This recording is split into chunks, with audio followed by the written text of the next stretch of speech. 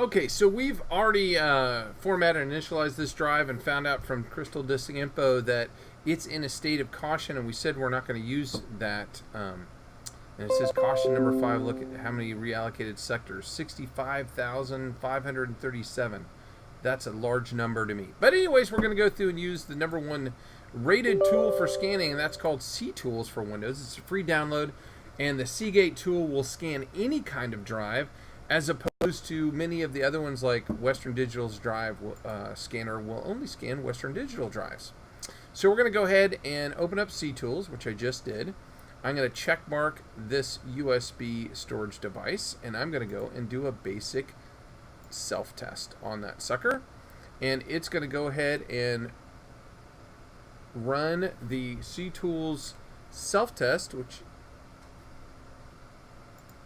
I'm assuming it's running. I usually thought I saw something when... Oh, there we go. Okay, took a little while for it to go. So I'm going to be interested to see what SeaTools says during the short diagnostic test that it does, just to validate whether the information we're getting from Crystal Disk Info is a good amount or a good indication of whether other test tools are saying the same thing about the same drive. Traditionally, I have used the Ultimate Boot CD, just done a short SeaTools test on every drive to make sure it's good, but I want to kind of see if Crystal Disk Info and SeaTools comes to the same conclusion on the drive. If it fails the SeaTools basic test, I always toss it. The one reason I use the SeaTools test is if I've got a drive that's acting quirky, I'll do the SeaTools short test on it to validate whether the drive is actually having an issue or if there might be something else. I've had drives that it ended up being the power and it passed the test, but the drive was quirky because the power supply was actually going out. So we're going to let this finish. I wish I could pause, but I can't pause using OBS Studio, which is what I'm recording with right now.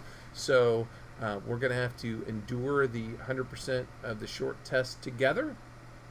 But obviously, you can fast forward this to the end to see what SeaTools came up with. There's a DOS version, by the way, and a Windows version. All you have to do is Google SeaTools, and then I went just to the site and I downloaded the one for Windows. There's, like I said, one for DOS too. If you can't get your computer to boot to your drive, you might go to another computer, download the DOS version, burn a CD, and then come back and do the test via the DOS version. However, if I was going to go to that extent, I wouldn't do it that way. I'd go and find the Ultimate Boot CD, and you can just Google UBCD.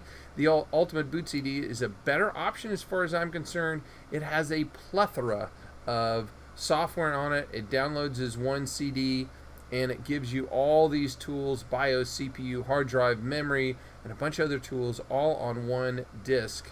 And if I was going to download and print something, that's the way I do it. Okay, it passed the short test. Surprising. So let's go and see what happens.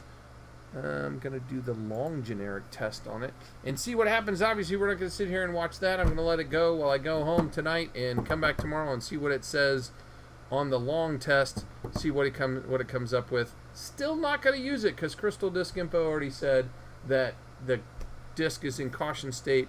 If it's not green, or blue actually is what good is on Crystal Disk Info, then we're just not going to use it on a staff member's PC.